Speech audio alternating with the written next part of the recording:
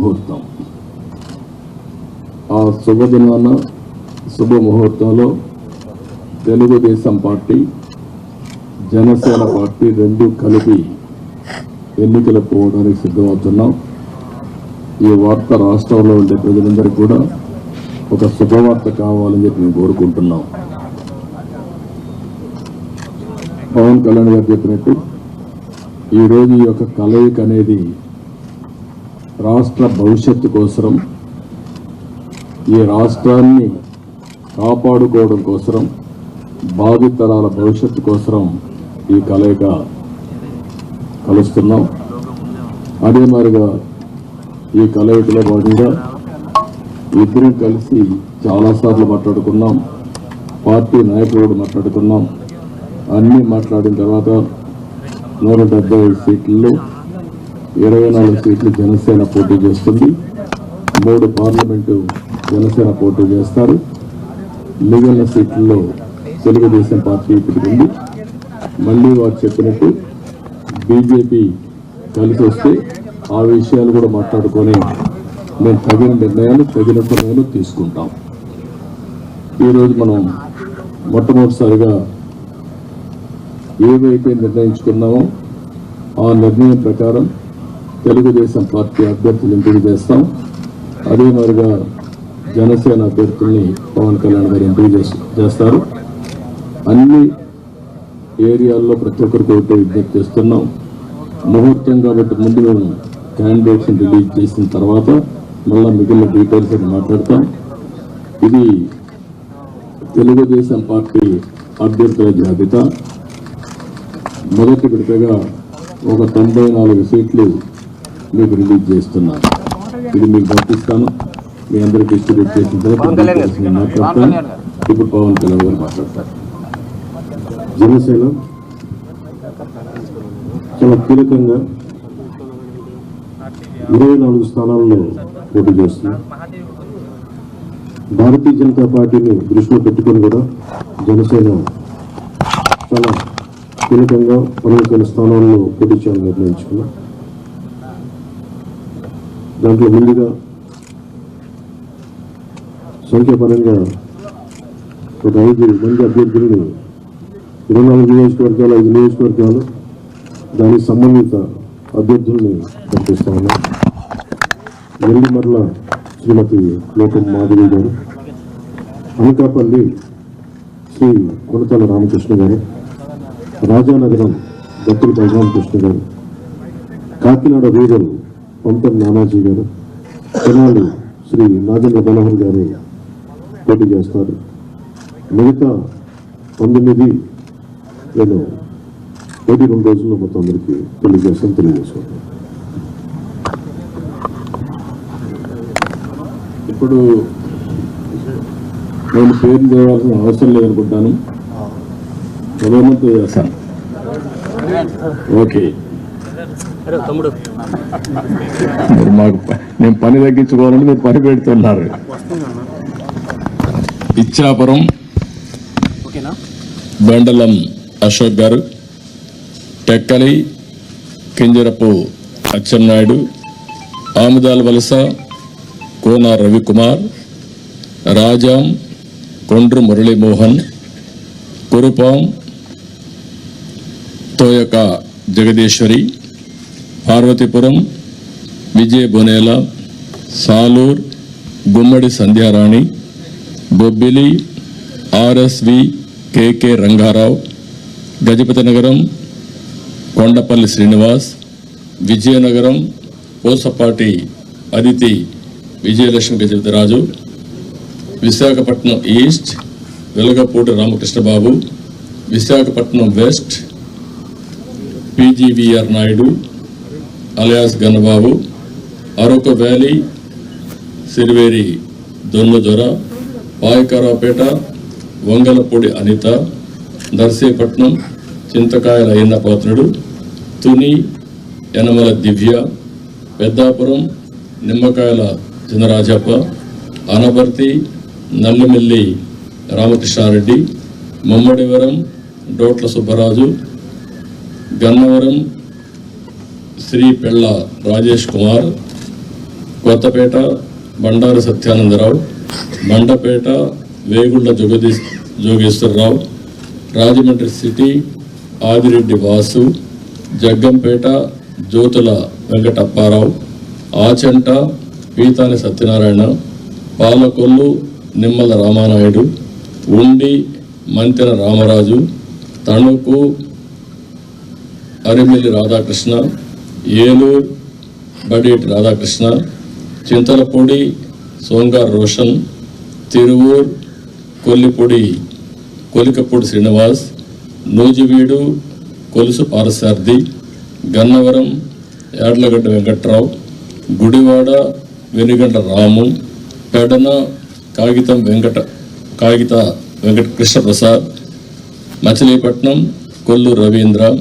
పామర్రు వర్ల కుమార్ రాజా, Vijayawada central bonda Uma,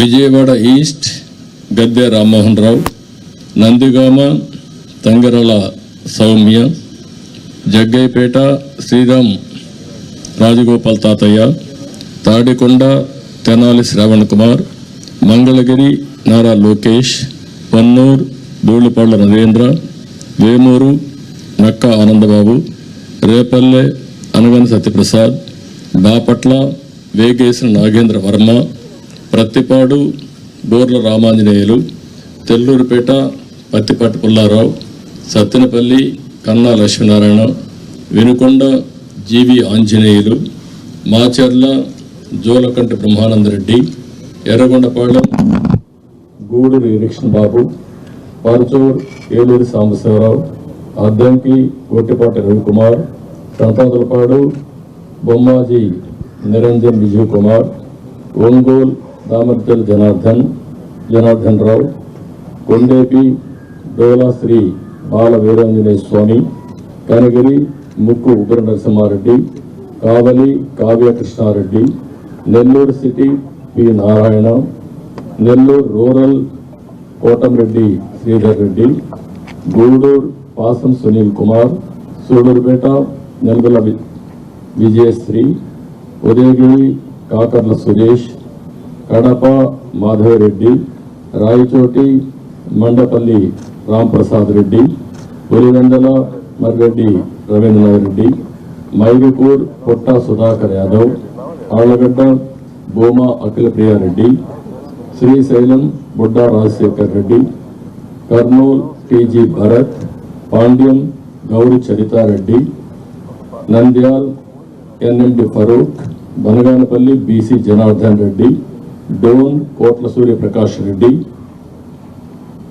Pattikonda KV Shyambabu, Kodumur Boggula Dasthagiri, Rayadurg Kalava Srinivasulu, Uravakonda P Keshav, Tadipatri JC Asmith Reddy, Singanamala Bandaru Sravanisree, Kalyandurg Amilineni Surendrababu, Raptadu Paritala Sunitha, Madakasira KME Sunil Kumar, Hindupur Nandamuri Balakrishna, Penukonda Savitha, Thamballapalle Jayachandrareddy, Pileru Nallari Kishore Kumar Reddy, Nagari Gali Bhanuprakash, Gangadhara Nellore doctor VM Thomas, Chittoor Gurajala Jaganmohan, Palamaner N Amarnath Reddy, Kuppam Chandrababu Naidu. లాస్ట్లో ఇవి టోటల్గా 94 names ఈరోజు మేము రిలీజ్ చేశాం. వారు ఎక్సర్సైజ్ చేసి ఇప్పుడే 5 పేర్లు వారు రిలీజ్ చేశారు. ఇప్పుడు వారు మాట్లాడిన తర్వాత మళ్ళీ నేను మాట్లాడి సమ్మింగ్ అప్ చేస్తాం. జనసేన చాలా కీలకంగా ఓట్లు చీలకుండా 98% స్ట్రైకింగ్ రేట్ ఉండేలాగా ఎక్కువ స్థానాలు తీసేసుకొని ఎక్స్పెరిమెంట్ చేసే కంటే కూడా తక్కువ స్థానాలు తీసుకొని రాష్ట్ర ప్రజలకు ఉపయోగపడేలాగా ఈరోజు నేను చూస్తుంది కూడా రాష్ట్రాన్ని ముందు ఒక గాడిలో పెట్టడం. పార్టీ ప్రయోజనాలను దాటి, వ్యక్తి ప్రయోజనాలను దాటి రాష్ట్ర ప్రయోజనాలను దృష్టిలో పెట్టుకొని 2014 నుంచి మనం నలుగుతూ ఉన్నాం. 2019కి ఈ అరాచక పాలన వల్ల ఇంకా నలిగిపోతూ ఉన్నాం. ఇలాంటి సమయంలో నేను చాలా నిర్మాణాత్మకంగా, చాలా బాధ్యతతోటి అన్నీ ఆలోచించి, చాలామంది పెద్దలు 45 స్థానాలు కావాలి, 70 స్థానాలు కావాలంటే ఒకటే చెప్పాను అందరికీ, 2019లో కనీసం నాకు ఒక 10 స్థానాలు ఉండుంటే ఈ రోజున ఎక్కువ స్థానాలు తీసుకొని ఒక మంచి చక్కటి అవకాశం ఉండేది. అది కోల్పోయాం కాబట్టి ఈసారి తక్కువ స్థానాలతోటి 98% స్ట్రైకింగ్ రేట్ ఉండాలి. దాంట్లో భాగంగానే 24 స్థానాలు, 3 పార్లమెంట్లు ఫిక్స్ అయిపోయాం. అలాగే 24 స్థానాలు కనిపిస్తున్నాయి, కానీ జనసేనకి మనం చూడాల్సింది 3 పార్లమెంట్లో ఇంకొక అదనంగా ఇంకొక 18 నుంచి 20 దాకా స్థానాలు అధికంగా యాడ్ అవుతాయి. సో దాదాపు ఒకలా చూస్తే జనసేన అందరూ అనుకున్నట్టుగా ఒక 40 స్థానాల్లో పోటీ చేస్తున్నట్టు లెక్క, 3 పార్లమెంట్తో కలుపుకొని. నేను కూడా ఈ అలయన్స్ బలంగా ఉండాలి, టీడీపీ జనసేన అలయన్స్ బలంగా ఉండాలి అంటే నేను కూడా ప్రత్యేకించి భారతీయ జనతా పార్టీని దృష్టిలో పెట్టుకొని కూడా నా సీట్లని కుదించుకోవడం జరిగింది. ఇది మన నాయకులందరికీ కూడా వ్యక్తి ప్రయోజనాలను పక్కన పెట్టి రాష్ట్ర ప్రయోజనాలని ముందుకు తీసుకెళ్దాం.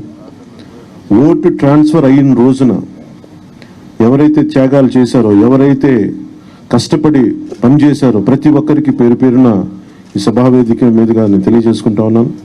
ప్రతి ఒక్కరికి మీ ప్రతిభతోటి, మీ సమర్థతతోటి, మీ అనుభవం ఎలా ఉందో దానికి తగ్గ ప్రతిఫలం ఉంటుంది భవిష్యత్తులో పదవులు. మన ప్రభుత్వం స్థాపించిన వెంటనే ఎలాంటి పదవులు మీ సమర్థతకి, మీ ప్రతిభకి తగ్గట్టుగా ఖచ్చితంగా మీకు అండగా ఉంటామని తెలియజేసుకుంటూ, ప్రతి జన సైనికులకి, ప్రతి వీర మహిళలకి, ప్రతి జనసేన మద్దతుదారులందరికీ కూడా మన ఓటు టీడీపీకి వెళ్ళటం ఎంత ముఖ్యమో టీడీపీ ఓటు కూడా మనకు రావడం అంతే ముఖ్యం. జనసేన ఓటు ఖచ్చితంగా టీడీపీకి ట్రాన్స్ఫర్ అయితేనే ఈ రాష్ట్రం చాలా అద్భుతంగా ఉంటుంది. ఎట్టి పరిస్థితుల్లో కూడా ఓటు ట్రాన్స్ఫర్ అనేది ఖచ్చితంగా జరగాలి. అందుకని ఎలాంటి పొరపచ్చాల మధ్యలో 1-2 వచ్చినా, వైసీపీ దుష్ట పన్నాగాలు పని ఏదన్నా ఎలాంటి విభేదాలు సృష్టించినా వాటిని మేమందరం సమర్థవంతంగా ఎదుర్కోవడానికి, కలిసికట్టుగా ఎదుర్కోవడానికి మేము పూర్తి సంసిద్ధతతో ఉన్నాం. ఆయన సిద్ధమని చావగొడతా ఉన్నారు. బాబు నీకు యుద్ధం ఇస్తాం, నీకు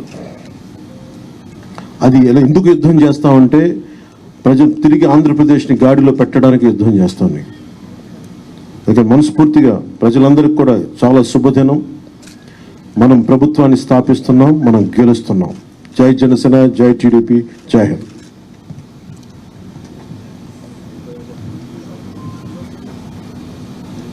ఇప్పుడే జనసేన అధినేత పవన్ కళ్యాణ్ గారు చెప్పిన దాన్ని పూర్తిగా సమర్థిస్తూ, ఈరోజు ఈ కలయిక రాష్ట్ర భవిష్యత్తు కోసం,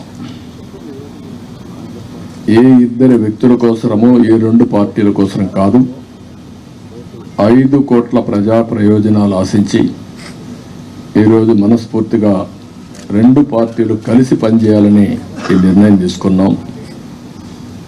ఈరోజు రాష్ట్రానికి ఇది ఒక హిస్టారికల్ డే,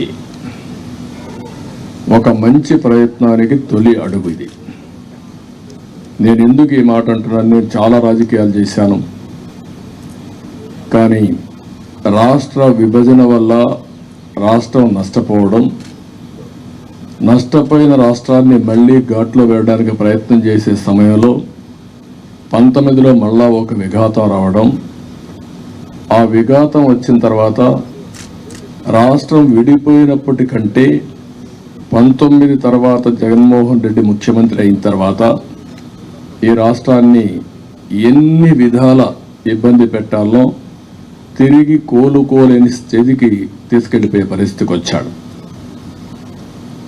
ఇది ఒక వ్యక్తికి నష్టం కాదు, లేకపోతే పవన్ కళ్యాణ్ గారికి నాకే నష్టం కాదు, 5 కోట్ల ప్రజలకు జరిగిన నష్టం ఇది. బ్రాండ్ ఆఫ్ ఆంధ్రప్రదేశ్ పూర్తిగా డెమాలిష్ చేసిన సందర్భం ఇది.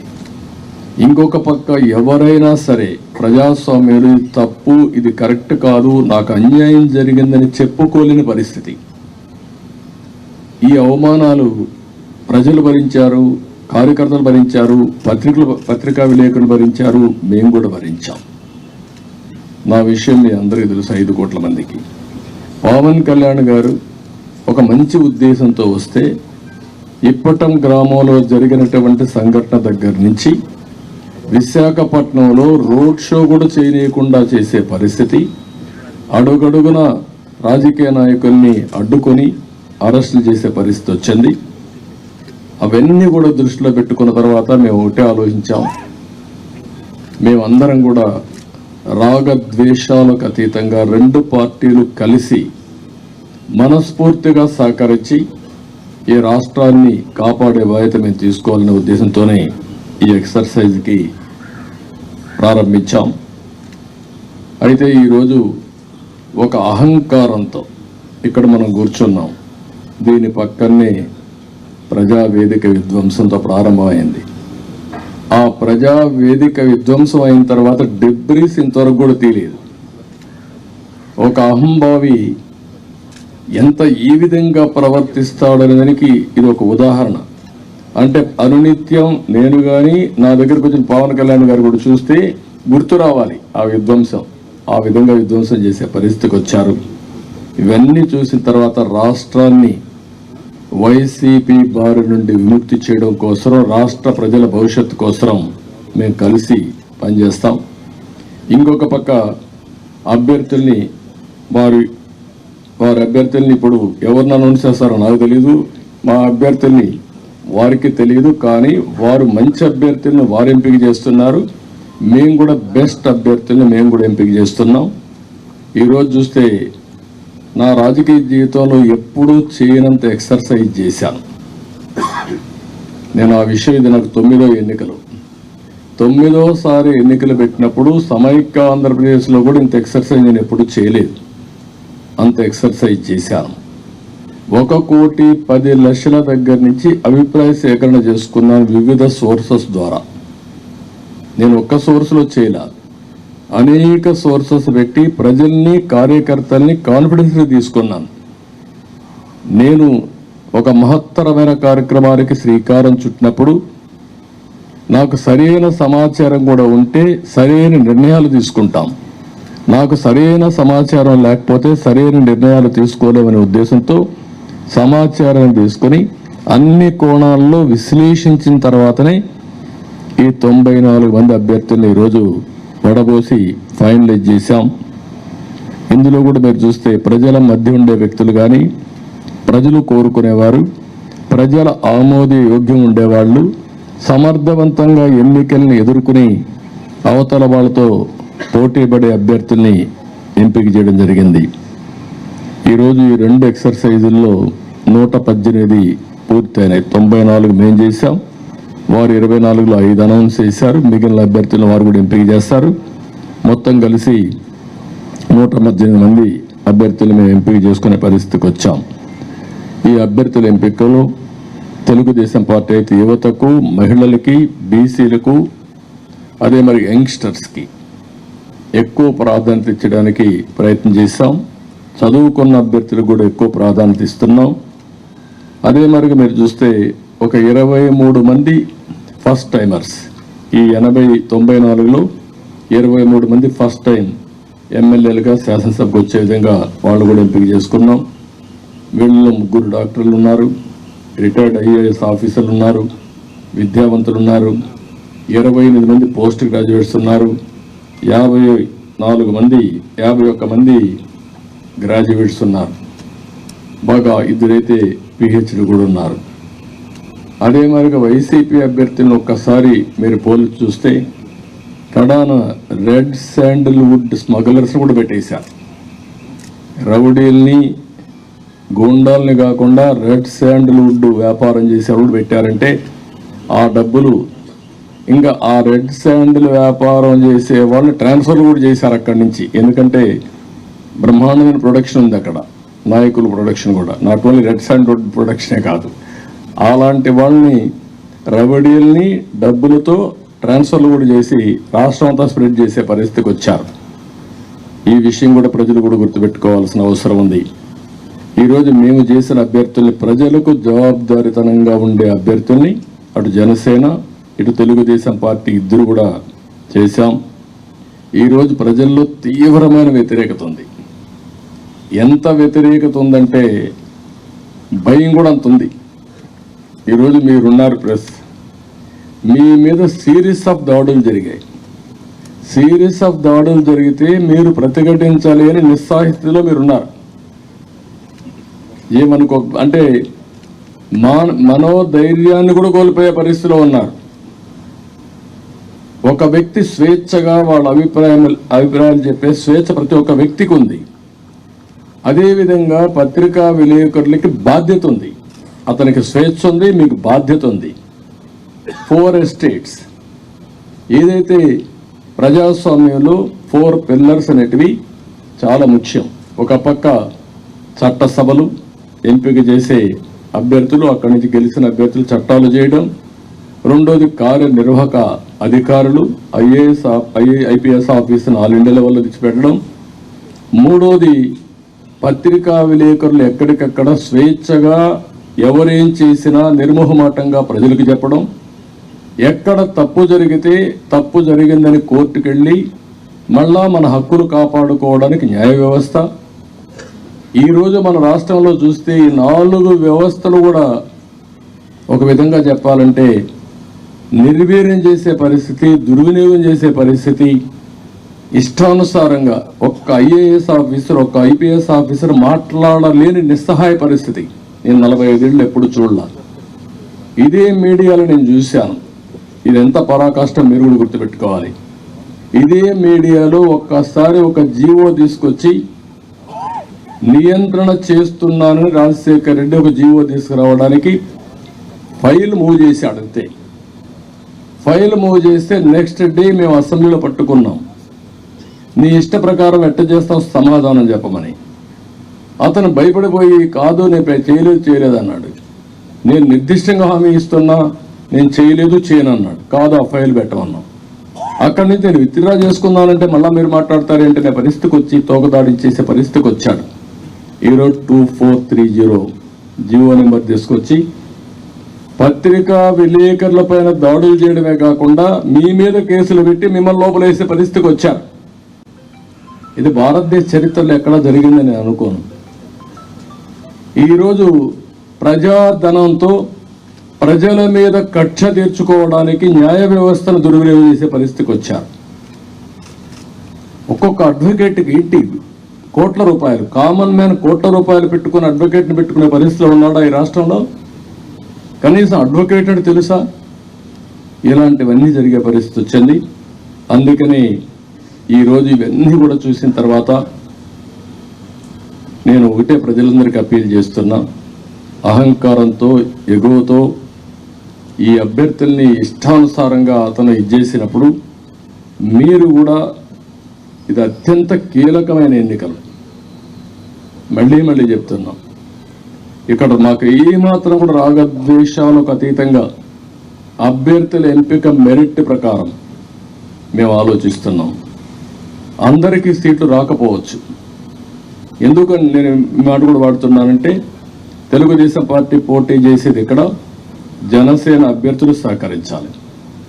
జనసేన పోటీ చేసేది ఇక్కడ తెలుగుదేశం పార్టీ అభ్యర్థులు సహకరించాలి. ఇద్దరూ కలిసి ఒక అవగాహనతో పనిచేస్తే ప్రజల్లో కూడా ఒక నమ్మకం ఏర్పడుతుంది, ఓటు బ్యాంక్ పెరుగుతుంది. ఎవరైతే ప్రజలు సహకరించాలని ఆలోచన ఉంటారో వాళ్ళకు ఉత్సాహం వస్తుంది. దానివల్ల గెలుపు ఈజీ అవుతుంది. గెలుపు అనేది ఎవరు ఆపలేరు. నేను చాలా స్పష్టంగా కూడా చెప్తున్నా. ఎందుకు ఆ ధీమాతో చెప్తున్నట్టు, ఎప్పుడైతే తెలుగుదేశం జనసేన కలిశామో ఆ రోజే గెలిచామని వైఎస్ఆర్ కాంగ్రెస్ పార్టీ కాడుబడేశారు. వాళ్ళకు తెలుసు, ఏ ఒక్కరిని అడిగినా కూడా వాళ్ళకి అర్థమైంది. కానీ రౌడీజం చేసావు, ఇంకొక పక్కన దొంగ ఓట్లు ఎన్యూమరేట్ చేసావు, లేకుంటే బూత్ క్యాప్చర్ చేసావు, లేకపోతే వాళ్ళకు కావాల్సిన అధికార యంత్రాంగాన్ని, వాలంటీర్స్ని, ఇలాంటి వాళ్ళని దుర్వినియోగం చేసి ఎన్నికలు జరపాలనుకుంటున్నారు. జరగదు. చాలా ఎన్నికలు చూశాను. ఒకసారి డబ్బులతో కూడా డబ్బుల అహంభావం ఇప్పటికే ఎక్కడికక్కడ బస్తాల కొద్ది డబ్బులు వెళ్ళిపోయిందని కాన్స్టిట్యున్సీల వారికి ఇయర్ మార్క్ చేశారని, ఎర్ర చందనం డబ్బులు, శాండ్ల్వుడ్ డబ్బులు, లేకపోతే ఇసుక డబ్బులు, లిక్కర్ డబ్బులు, ఒకటి కాదు, ఇలాంటివన్నీ అవినీతి డబ్బుల్ని పంపించి మళ్ళా ఓట్లు కొనే ప్రయత్నాలు కూడా చేస్తున్నారు. ఇవన్నీ కూడా సమర్థవంతంగా ఎదుర్కొంటాం. ఈరోజు ఒకటే చెప్తున్నా, ఇది ప్రజాస్వామ్యం అంటే ఒక వ్యక్తికి అధికారం కాదు, ఇష్టారాజ్యం కాదు. ప్రజలు వారి జీవితాలు, వారి భవిష్యత్తుని పరిరక్షించేది ప్రజాస్వామ్యం. ఆ ప్రజాస్వామ్యానికి ఒక ముప్పు వచ్చినప్పుడు ప్రతి ఒక్కరి బాధ్యత. ఈరోజు మా దగ్గర డబ్బులు లేకపోవచ్చు, చాలా స్పష్టంగా చెప్తున్నాం, కానీ ప్రజాబలం మా దగ్గర ఉంది. విలువలతో కూడిన రాజకీయం చేశాం. ఇంకొక పక్కన ప్రజల సహకారం కానీ, అదే సమయంలో అందరూ వారి భవిష్యత్తు కోసం పనిచేస్తారని నమ్మకం మాకుంది. మీరు అవసరమైతే ప్రజలే ముందుకొచ్చి 10 రూపాయలు ఖర్చు పెట్టి ఎక్కడికక్కడ అభ్యర్థులు గెలిపించుకునే ప్రక్రియ కూడా మీరు శ్రీకారం చుట్టాల్సిందిగా నేను కోరుతున్నా. ఒక పక్క 5 కోట్ల ప్రజలు, ఒక పక్క ఒక అహంభావంతో, ధనబలంతో, పెత్తందారి విధానాలతో, రౌడీజంతో వస్తున్నటువంటి పార్టీ ఇంకొక పక్క. అందుకే ప్రజలందరూ కోరుతున్నా, మీరు ఆలోచించాల్సిన అవసరం ఉంది. మా బాధ్యత మేము చేస్తాం, మీ బాధ్యత మీరు చేయండి, సహకరించమని మరొకసారి అందరినీ కోరుకుంటూ సహకరిస్తారని చెప్పి ఆశిస్తూ, జై హింద్, జై తెలుగుదేశం, జై జనసేన.